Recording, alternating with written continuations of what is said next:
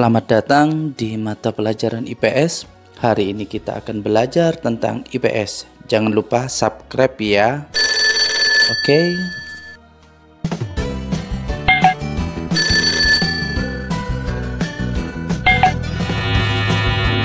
Assalamualaikum warahmatullahi wabarakatuh. Selamat berjumpa kembali di mata pelajaran IPS. Untuk saat ini kita akan membahas tetap di bab 1, yaitu tentang manusia, tempat, dan lingkungan. Di bab 1 ini kita akan belajar tentang perubahan karakteristik ruang, interaksi ruangan yang kemarin kita sudah bahas, skala Indonesia, dinamika penduduk, dan lain sebagainya. Tujuannya agar kita semua bisa menjelaskan tentang pengertian konsep ruang, pengertian interaksi antar ruang, menyebutkan contoh interaksi antar ruang, terutama menyebutkan letak Indonesia secara astronomis dan geografis. Untuk saat ini kita akan membahas tentang letak dan luas Indonesia. Indonesia merupakan negara kita berada saat ini. Indonesia merupakan negara agraris dan negara maritim. Indonesia memiliki luas lautan yang lebih besar dibandingkan luas daratannya. Jadi awalnya pemahaman lokasi melalui peta. Jadi kita pahami lokasi Indonesia dengan memperhatikan peta. Lokasi suatu tempat dapat dilihat pada sebuah peta. Peta adalah gambaran permukaan bumi pada suatu bidang datar dan diperkecil dengan menggunakan skala. Pada peta terdapat sejumlah informasi yang menyertainya. Kalian harus mampu membaca peta agar dapat memperoleh berbagai informasi yang dibutuhkan. Bagaimanakah memperoleh informasi pada sebuah peta? Untuk menjawab pertanyaan tersebut, perhatikanlah peta berikut ini. Selanjutnya, lakukanlah aktivitas kelompok pada kotak aktivitas kelompok. Jadi perhatikan peta Indonesia pada gambar tersebut. Jadi sebuah peta itu terdiri atas beberapa komponen penyusunnya. Komponen-komponen penyusunnya terdiri atas judul peta, skala peta, orientasi utara, simbol peta, garis astronomis, insert, legenda, dan sumber peta. Sebuah peta terdiri atas beberapa komponen penyusunnya. Komponen penyusunannya terdiri atas judul peta, skala peta, orientasi utara, simbol peta, garis astronomis, insert, legenda, dan sumber peta. Pertama ada judul peta. Judul peta menunjukkan isi suatu peta. Sebagai contoh, judul sebuah peta, peta penggunaan lahan di Indonesia. Maka isi dari peta tersebut adalah sebaran penggunaan lahan yang ada di Indonesia yang digunakan sebagai pemukiman, hutan, perkebunan, dan lain-lain. Yang kedua adalah skala peta. Skala peta menunjukkan perbandingan antara jarak di peta dengan jarak sesungguhnya di lapangan. Contoh, skala sebuah peta adalah 1:1 juta. Berarti objek yang jaraknya 1 cm di peta berbanding dengan 1 juta cm atau 1 km di lapangan. Skala peta dapat dibedakan menjadi skala angka dan skala garis atau grafis. Skala angka berwujud perbandingan angka, misalnya 1:10.000. Jika tidak disebutkan satuannya di belakang angka tersebut, berarti satuan yang digunakan adalah cm. Sehingga skala angka tersebut dibaca 1 cm di peta sama dengan 10.000 cm di lapangan. Jadi dapat dipahami ya kalau skala angka. Skala garis atau grafis, skala grafis adalah skala peta yang berbentuk garis dengan ukuran tertentu. Skala grafis biasanya ada dalam kolom legenda. Jika contoh skala grafis tersebut dibuat skala angkanya, maka skalanya adalah 1:500.000 karena 1 cm di peta berbanding dengan 5 km di lapangan. Satuan dalam kilometer diubah menjadi cm sehingga 5 km jika diubah ke dalam cm menjadi 500.000 cm. Karena itu skala peta menjadi 1:500.000. Paham ya? Yang ketiga ada orientasi utara. Biasanya sebuah peta memiliki orientasi arah utara. Bentuk orientasi ditunjukkan oleh simbol berbentuk panah dengan bentuk yang bervariasi. Penempatannya pada kolom legenda atau pada bagian yang kosong di muka peta. Jadi bisa dilihat di gambar. Ini adalah contoh-contoh dari orientasi utara yang digunakan di peta. Yang keempat ada simbol peta. Simbol peta adalah tanda khusus pada peta yang mewakili objek yang dipetakan. Tujuan simbol peta adalah untuk memudahkan pengguna peta dalam membaca dan memahami isi peta.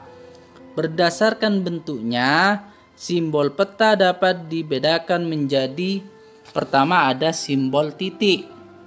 Pada peta dapat beragam bentuknya. Simbol titik dapat berupa lingkaran, bujur sangkar, segitiga, dan lainnya. Lambang ibu kota biasanya diberi simbol bujur sangkar. Gunung api berbentuk segitiga dan ibu kota kabupaten berbentuk lingkaran. Jadi bisa dilihat di contoh gambar berikut. Untuk selanjutnya ada simbol garis. Simbol garis dapat digambar dalam beragam bentuk dan ukuran ketebalan. Ketebalan garis dapat diatur sesuai dengan kaidah perpetaan. Simbol jalan biasanya bentuk garis kontinu tanpa putus-putus dengan ketebalan sesuai dengan kelas jalannya.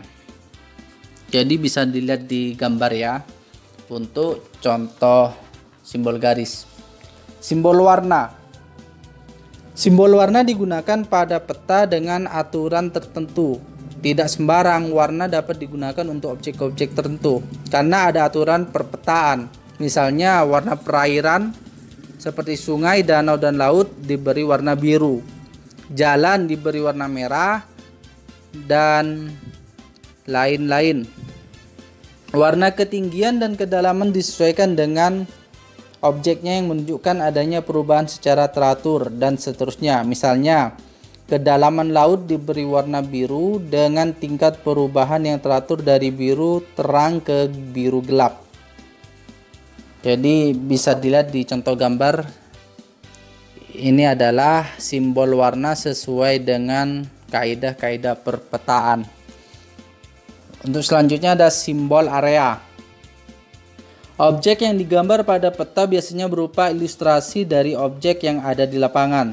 Simbol area juga memiliki aturan tertentu dalam pemetaannya. Misalnya, area berupa sawah digambarkan dalam bentuk poligon tertutup yang di dalamnya terdapat simbol tanaman padi. Jadi ini adalah contoh dari simbol area. Bisa dilihat. Untuk selanjutnya ada garis koordinat, termasuk dalam komponen peta. Garis koordinat adalah garis khayal pada peta berupa koordinat peta dalam bentuk garis lintang dan garis bujur. Garis koordinat sangat penting pada peta karena akan menunjukkan lokasi pada peta dibanding lokasi lainnya di permukaan bumi, serta menggambarkan karakteristik suatu lokasi atau wilayah yang dipetakan. Sebagai contoh, suatu lokasi yang terletak pada lintang tropis akan memiliki karakteristik iklim tropis. Jadi iklim tropis, subtropis, sedang, dan dingin itu bisa dilihat dari perbedaan garis lintangnya. Untuk selanjutnya ada insert. Insert merupakan peta kecil yang ada pada suatu peta untuk menunjukkan lokasi daerah yang dipetakan di antara lokasi lainnya yang lebih luas. Jadi, insert itu adalah sebuah peta dalam peta, menggambarkan peta yang tidak terlihat di gambar peta. Paham ya? Jadi ada sebuah pulau kecil, itu nanti akan di-insert atau dipetakan kembali di gambar khusus, dibesarkan di suatu peta. Itu adalah insert peta. Terus selanjutnya adalah legenda. Legenda menunjukkan keterangan semua objek yang ada atau muncul pada muka peta. Pada legenda inilah seorang pembaca peta akan mengetahui tentang objek yang ada pada wilayah yang dipetakan. Legenda itu bahasa sederhananya adalah keterangan tentang peta. Jadi keterangan tentang simbol-simbol itu adalah legenda. Untuk selanjutnya ada sumber peta. Sumber peta menunjukkan orang atau lembaga yang membuat peta. Dari sumber peta inilah diperoleh informasi untuk membuat peta, sehingga bisa dinilai kualitas peta yang dihasilkan. Jadi ini 8 inilah komponen-komponen dari peta. Jadi peta itu terdapat 8 komponen. Di antaranya ada judul peta, skala peta, orientasi utara, simbol peta, garis koordinat, insert, legenda, dan sumber peta. Terus selanjutnya kita akan bahas tentang letak dan luas Indonesia. Letak suatu tempat di permukaan bumi tidak hanya sekedar menunjukkan posisinya di antara tempat lainnya. Letak suatu tempat menunjukkan pula karakteristik tempat tersebut. Sebagai contoh, suatu tempat berada di daerah pantai, karakteristik tempat tersebut dapat diidentifikasi bersuhu tinggi, berupa dataran rendah, sebagian masyarakatnya bekerja sebagai nelayan, dan seterusnya. Letak juga menunjukkan posisi suatu tempat terhadap tempat lainnya. Dalam hal ini ada tempat yang strategis, terisolasi, dan seterusnya. Sebagai contoh, suatu tempat berada di pusat kota. Karena letaknya tempat tersebut dapat dicapai dari berbagai lokasi dengan mudah sehingga menjadi pusat kegiatan penduduk. Bagaimanakah dengan letak wilayah Indonesia? Apa keuntungan dari letak wilayah Indonesia? Seberapa luas wilayah Indonesia? Untuk menjawab pertanyaan tersebut, mari kita simak pembahasan pada kesempatan hari ini. Indonesia terletak antara 95 derajat bujur timur hingga 141 derajat bujur timur dan 6 derajat lintang utara hingga 11 derajat lintang selatan. Karena letaknya tersebut, Indonesia termasuk ke dalam wilayah iklim tropis. Wilayah tropis dibatasi oleh lintang 23,5 derajat lintang utara dan sampai 23,5 derajat lintang selatan. Perhatikanlah peta berikut ini. Daerah yang ditandai arsiran merupakan wilayah tropis dan Indonesia seluruhnya masuk dalam wilayah tropis. Luar biasa. Kita harus bersyukur pada Tuhan Yang Maha Esa karena tinggal di wilayah tropis seperti Indonesia.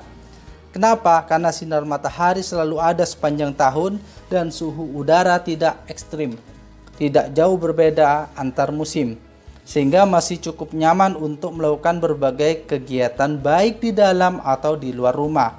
Di daerah lintang sedang, kondisi cuaca sangat berbeda antar musim. Pada musim dingin, suhu udara dapat mencapai di bawah 0 derajat Celcius, sehingga sering terjadi hujan salju yang menutupi jalan dan fasilitas lainnya. Akibatnya kegiatan manusia banyak yang terganggu. Sebaliknya, pada musim panas suhu udara dapat mencapai lebih dari 40 derajat Celcius, sehingga sangat tidak nyaman beraktivitas di dalam dan di luar ruangan. Maka kita patut bersyukur tinggal di Indonesia. Selain dilihat dari posisi koordinatnya, letak astronomis, letak suatu tempat juga dapat dilihat dari secara geografis. Apa yang dimaksud dengan letak secara geografis? Letak geografis merupakan posisi suatu wilayah atau negara dilihat dari kenyataannya di permukaan bumi. Secara geografis, Indonesia berada di antara dua benua, yaitu benua Asia dan benua Australia. Benua Asia yang terletak di sebelah utara Indonesia dan benua Australia yang terletak di sebelah selatan Indonesia. Selain itu, Indonesia berada di antara dua samudra, yaitu Samudra Pasifik di sebelah timur Indonesia dan Samudra Hindia di sebelah barat Indonesia. Wilayah Indonesia juga berbatasan dengan sejumlah wilayah, baik wilayah negara atau samudra. Indonesia berbatasan dengan 10 negara tetangga, baik berupa batas darat maupun batas laut. Indonesia berbatasan di darat dengan negara Malaysia, Papua Nugini, dan Timor Leste, sedangkan batas lautnya dengan negara India, Thailand, Malaysia, Singapura, Vietnam, Filipina, Palau, Papua New Guinea, Australia, dan Timor Leste. Batas Indonesia juga dapat dilihat dari posisinya, utara, selatan, barat, timur, yaitu sebagai berikut. Utara. Di sebelah utara Indonesia berbatasan dengan Malaysia, Singapura, Palau, Filipina, Laut, dan Laut Cina Selatan. Di sebelah selatan, Indonesia berbatasan dengan Timor Leste, Australia, dan Samudra Hindia. Di sebelah barat, Indonesia berbatasan dengan Samudra Hindia. Di sebelah timur, Indonesia berbatasan dengan Papua Nugini dan Samudra Pasifik. Apa keuntungan letak geografis bagi Indonesia? Letak geografis Indonesia sangat strategis karena menjadi jalur lalu lintas perdagangan dunia antara negara-negara dari Asia Timur dengan negara-negara di Eropa, Afrika, dan Timur Tengah dan India.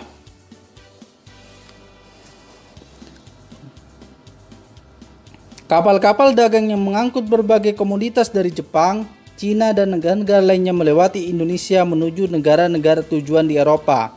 Indonesia juga dilewati jalur perdagangan dari Asia ke arah Australia dan Selandia Baru.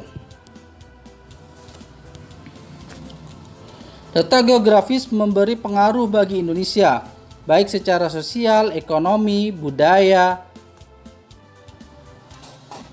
karena menjadi jalur lalu lintas pelayaran dan perdagangan dunia. Bangsa Indonesia telah lama menjalin interaksi sosial dengan bangsa lain.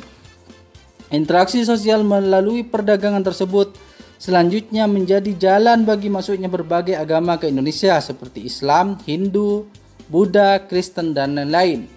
Indonesia yang kaya akan sumber daya alam menjual berbagai komoditas atau hasil bumi seperti kayu cendana, lada, pala, cengkeh, dan hasil perkebunan lainnya ke negara-negara Eropa, Cina, dan negara lainnya.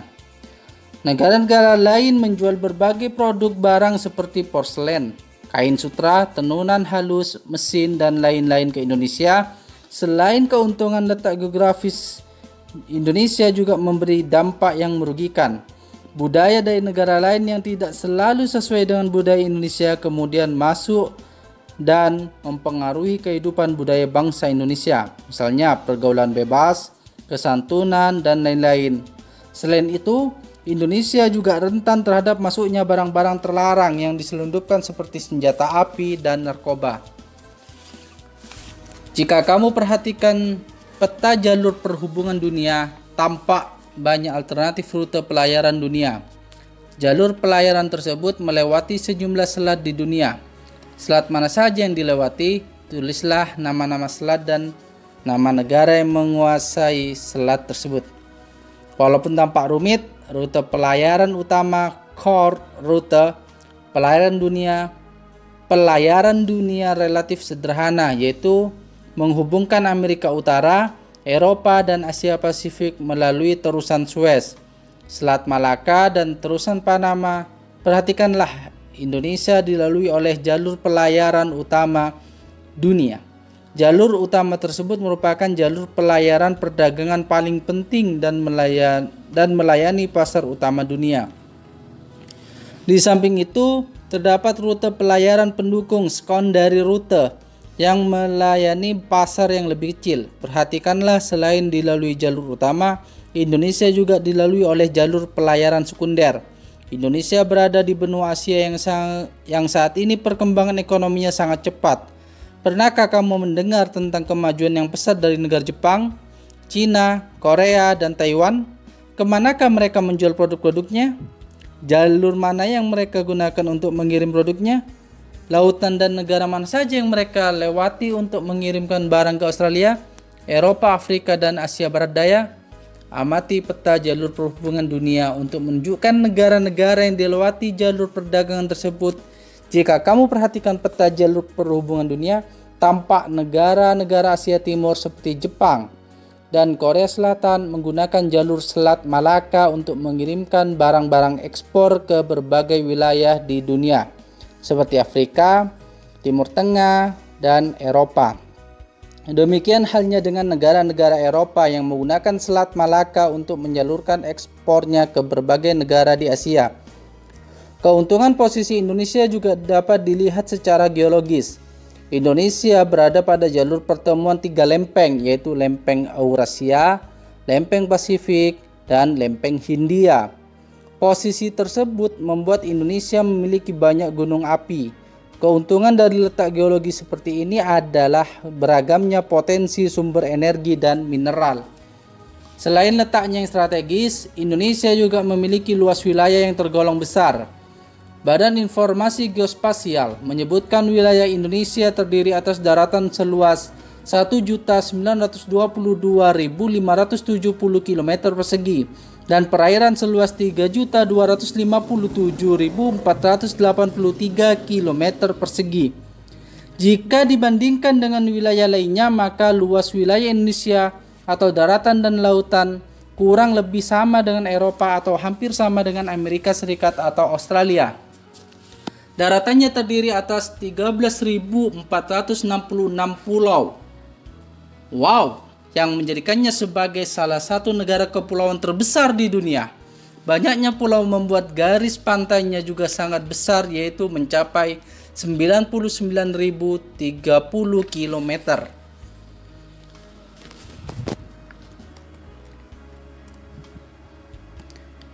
Sekian, terima kasih untuk penjelasan letak dan luas Indonesia pada saat ini. Jangan lupa dukung channel kami dengan cara subscribe, like, dan share jika bermanfaat. Pastikan tulisan subscribe berwarna abu-abu dan ada gambar lonceng. Terima kasih. Wassalamualaikum warahmatullahi wabarakatuh.